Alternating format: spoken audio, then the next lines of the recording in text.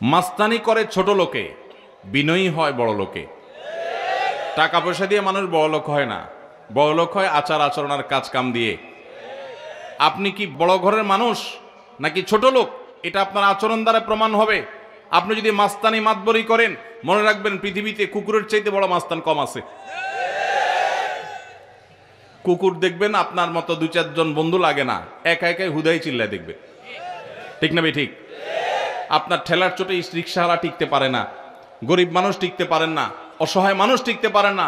গায়ের জোরে একটু দুর্বল হয়েছে বেচারা, চুন থেকে নুন খসছে, ডেকে এনে চাপ থাপ্পড় দিয়ে বসেন, ঘুষি দিয়া বসেন, গালি দিয়া বসেন।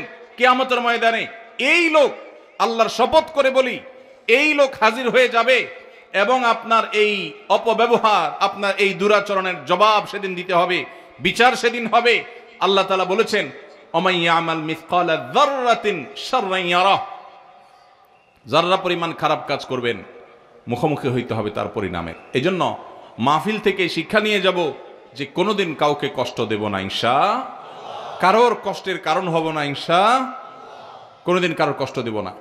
পারলে উপকার করব, না পারলে চুপ থাকবো। শরীরে ভাব আসলে নিজের মনকে বলবো এ ভাব দূর হইতে সময় লাগবে না, দূর হইতে সময় লাগবে। এজন্য বিনয়ী হয়ে চলবো তো ইনশাআল্লাহ। এলাকা সুন্দর হবে, দেশ সুন্দর হবে যদি আমাদের আচরণ সুন্দর হয়।